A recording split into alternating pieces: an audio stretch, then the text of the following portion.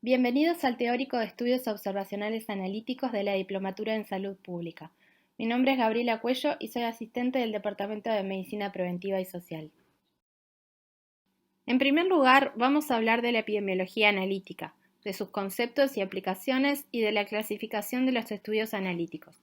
En segundo lugar, vamos a hablar de los dos grandes diseños de estudios observacionales en epidemiología, los estudios de cohorte y los de casos y controles.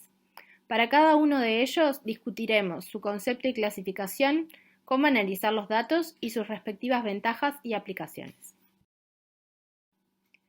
Epidemiología analítica. El propósito de la epidemiología analítica es la comprobación de hipótesis. Se busca establecer si existe correlación entre una o más variables de exposición o variables independientes y una o más variables de desenlace o variables independientes. También se pretende cuantificar la magnitud de la correlación entre estas variables, en el caso de que la haya, y aportar la mayor cantidad de información para intentar determinar si se trata o no de una correlación causal. La manera de lograrlo es mediante la realización de comparaciones entre grupos, es decir, mediante la ejecución de estudios analíticos.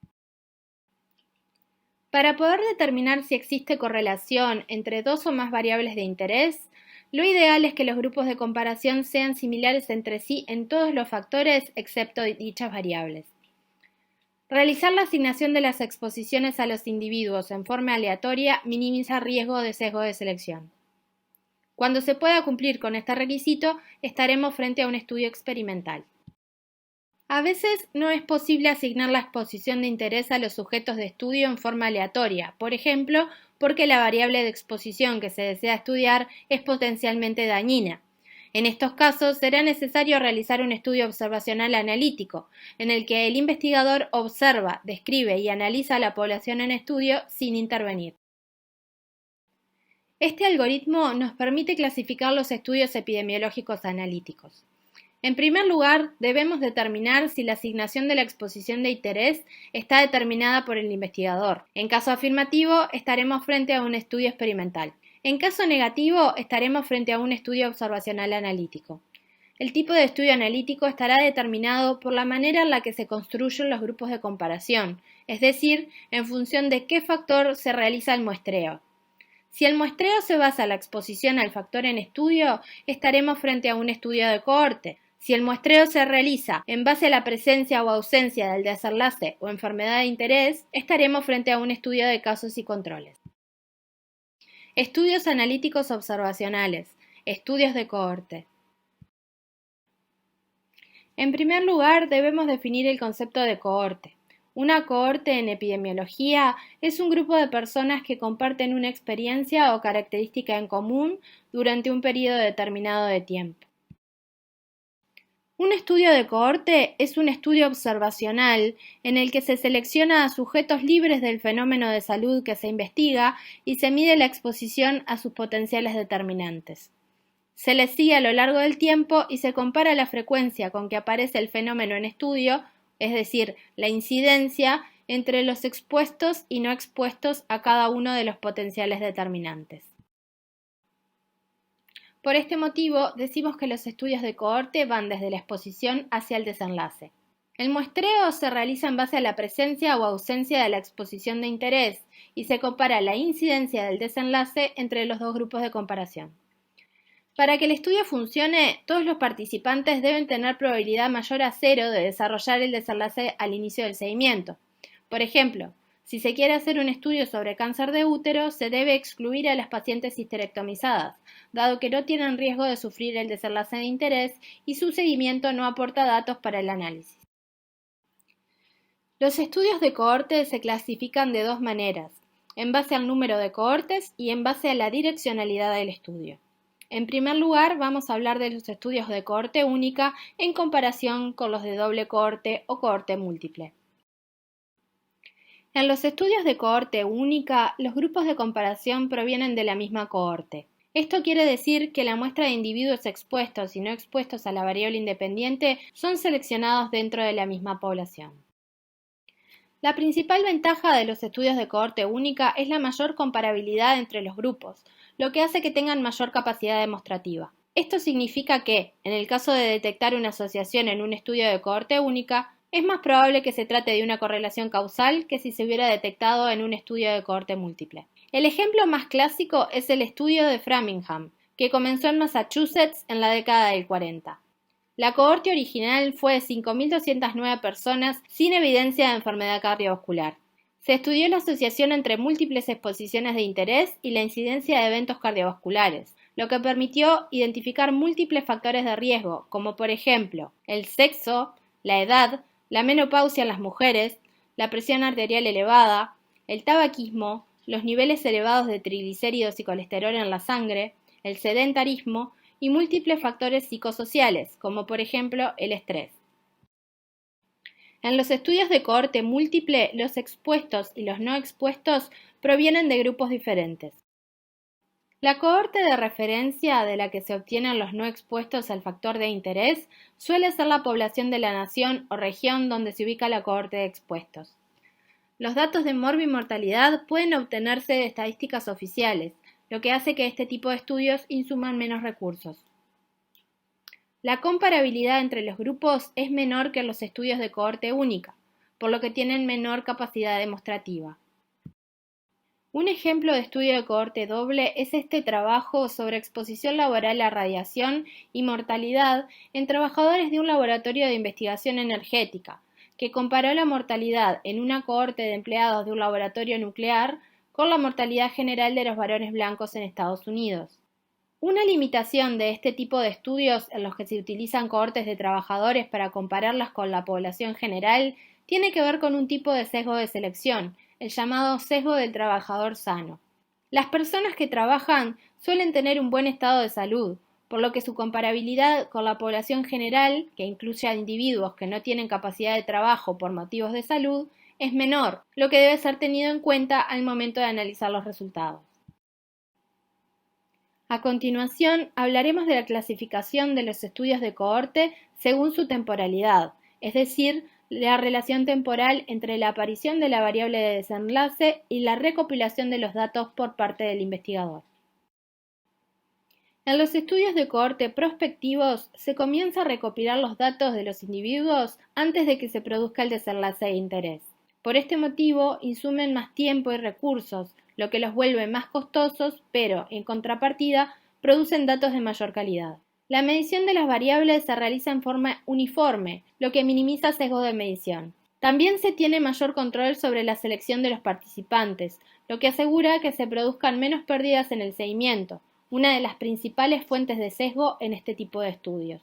Además, se pueden incluir covariables que no se recopilen en forma rutinaria, pero estén en el modelo causal propuesto a partir del marco teórico del trabajo, lo que permite realizar ajustes adicionales. Los análisis resultantes son más detallados y tienen una mayor capacidad demostrativa. En los estudios de cohorte retrospectivos, la recopilación de datos tiene lugar después de la ocurrencia del desenlace, es decir, que la exposición al factor en estudio se determina en forma retrospectiva.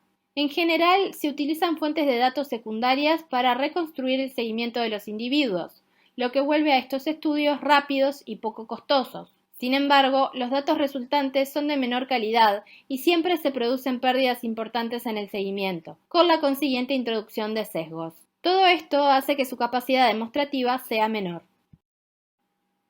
El análisis de datos en los estudios de cohorte se realiza mediante el cálculo de las incidencias de la variable de resultado en los grupos de expuestos y no expuestos, que luego se comparan entre sí. Cuando todos los sujetos fueron seguidos durante la misma cantidad de tiempo, se calcula la incidencia acumulada o riesgo. Cuando cada sujeto tiene un tiempo de seguimiento distinto, lo que es frecuente en estudios largos, se calcula la densidad de incidencia o tasa de incidencia. Los datos se introducen en tablas de contingencia para poder analizarlos. En esta tabla podemos ver cómo se calcula el riesgo relativo utilizando datos de incidencia acumulada para la comparación de dos grupos. En las filas se introducen los datos de los expuestos y los no expuestos, y en las columnas los datos de la variable de desenlace. La incidencia en los expuestos se calcula dividiendo el número de expuestos enfermos sobre el total de expuestos. De la misma forma, se calcula la incidencia entre los no expuestos y la incidencia total. El riesgo relativo se calcula como el cociente entre la incidencia en los expuestos y la incidencia en los no expuestos. El riesgo relativo es una medida de fuerza de asociación. Como es un cociente, no tiene unidades y su rango posible de valores está entre 0 e infinito. Para variables continuas es necesario definir categorías de riesgo que se comparan con una categoría de referencia, que suele ser la más próxima al riesgo basal o de la población general. La interpretación del riesgo relativo es sencilla. Un riesgo relativo de 1 demuestra ausencia de asociación entre exposición y desenlace. Un riesgo relativo mayor a 1 significa que la exposición es un factor de riesgo para el desarrollo del desenlace. Un riesgo relativo menor a 1 quiere decir que la exposición es un factor de protección con respecto al desenlace. En muchos estudios de cohorte, los individuos se siguen durante periodos variables de tiempo, por lo que cada uno de ellos aporta una cantidad diferente de tiempo de seguimiento. Para tener en cuenta estas diferencias, se utilizan densidades de incidencia para el análisis de este tipo de datos. Para este cálculo se debe utilizar la experiencia, que se mide en unidades de persona-tiempo y equivale a la cantidad de tiempo en que cada participante estuvo en riesgo de sufrir el desenlace de interés. Es decir, por cuánto tiempo se le hizo seguimiento antes de que apareciera el desenlace o finalizara el estudio. La densidad de incidencia a los expuestos se calcula como el número de enfermos expuestos sobre la experiencia de los expuestos. La densidad de incidencia de los no expuestos se calcula como el número de enfermos no expuestos sobre la experiencia total de los no expuestos. Como medida de asociación se usa la razón de tasas, que se interpreta de la misma forma que el riesgo relativo. En esta tabla tenemos el ejemplo de un estudio sobre la incidencia de neumonía asociada al ventilador en pacientes diabéticos y no diabéticos en una unidad de cuidados intensivos. La experiencia de cada grupo corresponde a la cantidad de días que pasó cada paciente con ventilación invasiva. Como podemos ver, hubo 15 casos de neumonía asociada a la ventilación en pacientes diabéticos, que aportaron una experiencia de 120 días por persona, y 21 casos en pacientes no diabéticos, que aportaron una experiencia de 220 días persona. Debemos calcular, entonces, la densidad de incidencia en expuestos y no expuestos, dividiendo 15 sobre 120 y 21 sobre 220 respectivamente, para luego calcular la razón de tasas, que es de 1.4. Podemos concluir que el riesgo de los diabéticos de sufrir neumonía asociada a la ventilación en esta cohorte fue un 40% mayor que el de los no diabéticos. En esta diapositiva podemos ver distintos ejemplos de medidas de asociación. Si bien el riesgo relativo es la más usada por la sencillez de su interpretación, el reporte de los resultados de los estudios de cohorte debe utilizar otros tipos de medidas de asociación para mejorar la interpretación de la información. A continuación, hablaremos de algunas herramientas para el análisis de los datos. El uso de muestras genera variabilidad que es necesario incluir en el análisis de los resultados. Las medidas de asociación se calculan como estimaciones puntuales de la asociación a nivel poblacional. Si se usan dos muestras distintas, se llegará a dos estimaciones puntuales distintas. Por lo tanto, es necesario calcular la estimación puntual y, además, un intervalo que permita transmitir el nivel de certeza de la estimación. Esto corresponde al intervalo de confianza. Entre menor es el intervalo de confianza, más precisa es la estimación. Las pruebas de significancia estadística sirven para cuantificar las chances de que las diferencias detectadas entre los grupos se deban solamente al azar y no al efecto de la exposición de interés. Si los dos grupos de comparación son inhomogéneos para otras variables que incidan sobre el desenlace, es necesario ajustar las medidas de asociación mediante el uso de métodos estadísticos. Las ventajas de los estudios de cohorte son las siguientes. Miden la incidencia en forma directa. La secuencia temporal queda clara, lo cual es muy importante para determinar la probabilidad de que la asociación observada sea causal. Son útiles para estudiar las exposiciones infrecuentes. Se pueden evaluar varios desenlaces de interés en la misma exposición. Se pueden evaluar varios desenlaces de interés de la misma exposición. Se puede evaluar relación dosis-respuesta, otro factor importante para la atribución de causalidad. Se mide exposición sin el sesgo de conocer el desenlace, especialmente en los estudios prospectivos. Evitan el sesgo de supervivencia.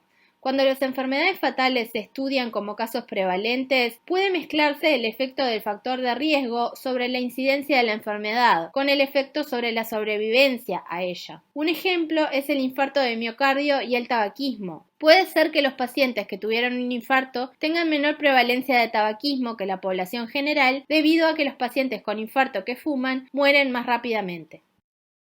Las desventajas principales de los estudios de cohorte son las siguientes. Cuando se producen pérdidas selectivas en el seguimiento, el estudio pierde validez.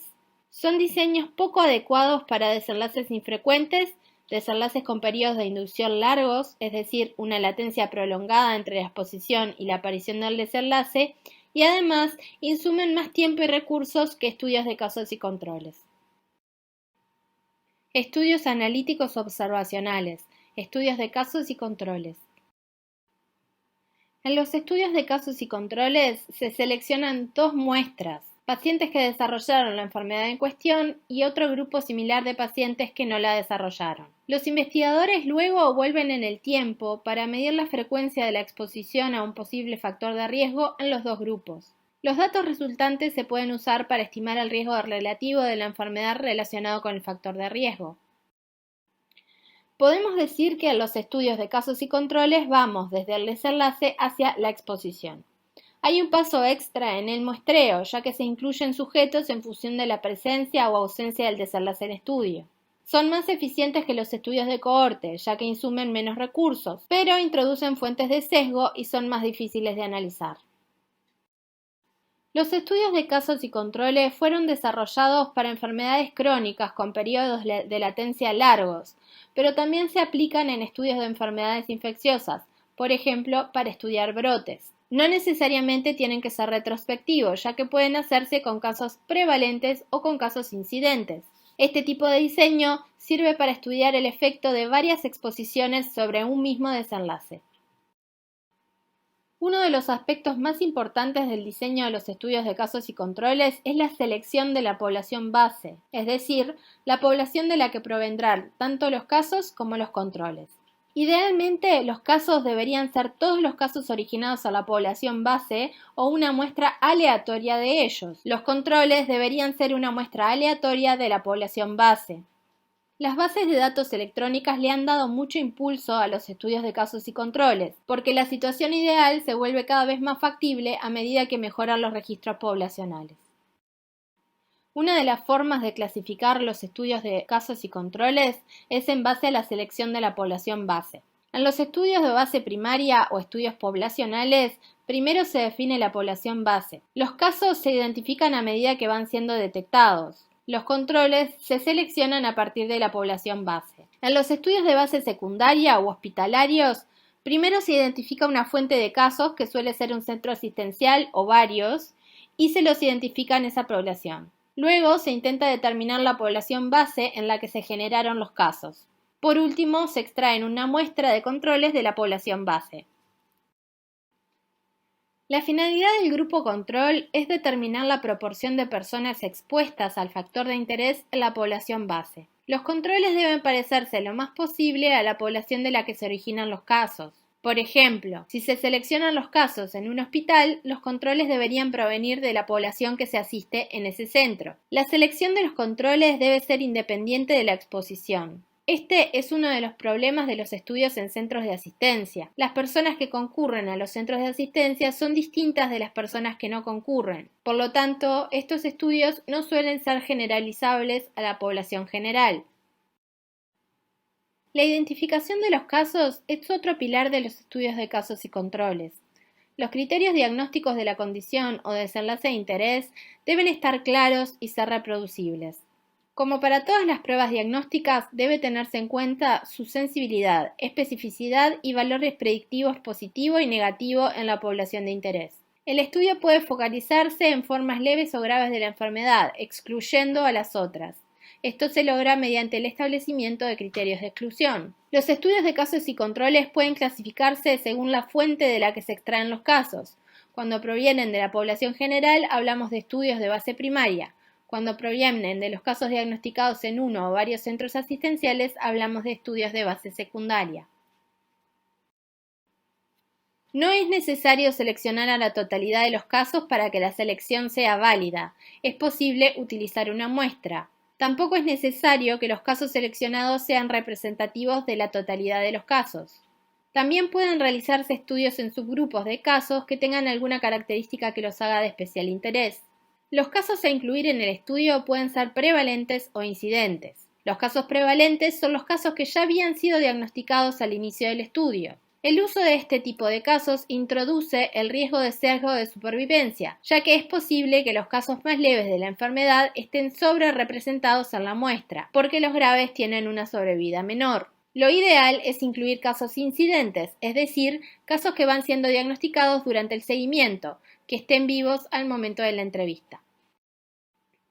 Los controles, en cambio, sí deberían ser una muestra representativa de la población base. Los controles deben ser seleccionados independientemente de la exposición para evitar sesgos de selección. Si se aplican criterios de exclusión a los casos, también deben aplicarse a los controles, ya que se busca que ambos grupos sean similares entre sí, salvo por la presencia o ausencia de la condición de interés. Se debe procurar que tengan similar probabilidad de tener un recuerdo sesgado sobre la exposición. Por ejemplo, en los estudios de exposiciones durante el embarazo y algunas malformaciones congénitas específicas, pueden utilizarse como controles pacientes que presenten otro tipo de malformación congénita no relacionada con el desenlace de interés, ya que es menos probable que una mujer recuerde exposiciones específicas durante la gestación si tuvo un hijo sin ninguna malformación. El uso de controles sanos, en este caso, puede introducir sesgo de información. Cuando se tienen pocos casos, se puede aumentar la potencia del estudio mediante el reclutamiento de varios controles por caso. Esto hará que aumente la precisión de las estimaciones. El máximo de controles por caso a reclutar es de 4. Para asegurarse de que la distribución de variables de confusión sea similar en los dos grupos de comparación, pueden utilizarse técnicas de emparejamiento o matching. En este caso, se selecciona controles que sean idénticos a los casos en una o más variables clave. Esto mejora la eficiencia estadística, ya que elimina la necesidad de hacer algunos ajustes, pero complica considerablemente el análisis. También elimina la posibilidad de estimar el efecto de la variable de emparejamiento sobre el desenlace. También elimina la posibilidad de estimar el efecto de la variable de emparejamiento sobre el desenlace de interés. En ocasiones puede no ser posible encontrar controles adecuados para algunos casos y también se corre el riesgo de sobreemparejar, es decir, de elegir controles que sean demasiado similares a los casos. Una alternativa al emparejamiento es el muestreo polietápico. Con respecto al análisis de los datos, no se pueden estimar incidencias en forma directa debido a que no se cuenta con los datos de los denominadores. Por tanto, el riesgo relativo no puede calcularse y debe ser estimado mediante el uso de otra medida de asociación, el odds ratio, razón de momios o razón de chances. El análisis es diferente si existió emparejamiento y si la variable de exposición tiene dos categorías o más de dos. En esta diapositiva podemos ver cómo se utiliza una tabla de contingencia para el cálculo del odds ratio en un análisis simple de un estudio de casos y controles no emparejados, con una variable dicotómica. Los casos y los controles se ingresan en las filas de la tabla y los expuestos y no expuestos en las columnas. El odds, chance o momio de los casos se calcula como el cociente entre el número de casos expuestos y el número de casos no expuestos. Luego se calcula el odds de los controles y finalmente se calcula el cociente de ambos. Simplificando, se pueden dividir los productos cruzados de la tabla, por lo que un nombre que se utiliza habitualmente para el odds ratio es razón de productos cruzados. El OR se interpreta en forma análoga al riesgo relativo. Un OR de 1 indica que no existe asociación entre las variables. Si el OR es mayor a 1, la exposición es un factor de riesgo. Si el OR es menor a 1, la exposición es un factor de protección. Al igual que el riesgo relativo, el OR es una estimación puntual y debe calcularse un intervalo de confianza para determinar la precisión de la estimación. Entre mayor, es decir, más ancho, sea el intervalo de confianza, menor es la precisión de la estimación.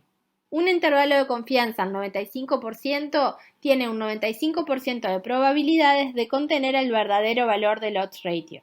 Si el intervalo de confianza al 95% incluye al 1, la asociación entre exposición y desenlace no es significativa con un error alfa del 5%. Las pruebas de significancia estadística o contraste de hipótesis, como el test de chi cuadrado, nos informan sobre la compatibilidad de los datos observados con la hipótesis nula, que es la hipótesis de que no existe asociación entre la exposición y el desenlace. Cuando el valor de P es pequeño, quiere decir que la hipótesis nula no sería una explicación aceptable de los datos observados. El valor de P no nos informa sobre la magnitud de la asociación. Por sus complejidades inherentes, los estudios de casos y controles tienen riesgos importantes de sesgo, es decir, de error sistemático. Para minimizar el riesgo de sesgo, pueden adoptarse varias estrategias: definir bien la población base, identificar los controles mediante muestreo aleatorio. Si se usan controles hospitalarios, usar enfermedades con iguales mecanismos diagnósticos y no relacionadas con exposición de interés. Utilizar criterios de elegibilidad adicionales para disminuir sesgo de participación. Usar herramientas de recolección de datos adecuadas. Realizar evaluaciones a ciegas o con procedimientos estandarizados. No informar a sujetos ni entrevistadores de la hipótesis de trabajo. Y, finalmente, obtener altas tasas de respuesta tanto en casos como en controles. La principal ventaja de los estudios de casos y controles es su eficiencia, ya que insumen pocos recursos, su ejecución es rápida y requieren un menor tamaño muestral. Son útiles en enfermedades con baja incidencia, con periodos de latencia prolongados y para valorar varias exposiciones en forma simultánea. En cuanto a sus limitaciones, resulta difícil construir un grupo de comparación adecuado, lo que introduce sesgo de selección. La recogida de la información se hace en forma retrospectiva, lo que introduce sesgo de información. No es un diseño útil cuando los criterios diagnósticos del desenlace no están bien establecidos. No sirven para exposiciones poco frecuentes. Y finalmente, no permiten valorar varios efectos de una misma exposición. En esta tabla se resumen las características de los dos tipos de estudios observacionales analíticos de los que hablamos hoy: los estudios de cohortes y los de casos y controles. Los estudios de cohortes comienzan con una cohorte definida, la exposición se mide en miembros de la cohorte, los casos surgen de la cohorte durante el seguimiento, la incidencia se mide en miembros de la cohorte expuestos y no expuestos y puede calcular riesgo absoluto, relativo, atribuible y riesgos poblacionales en forma directa. Los estudios de casos y controles comienzan con una muestra de casos y controles. La exposición se mide en casos y en controles, a veces luego de la ocurrencia del desenlace. La exposición ocurre antes de que los sujetos de estudio se conviertan en casos y en controles.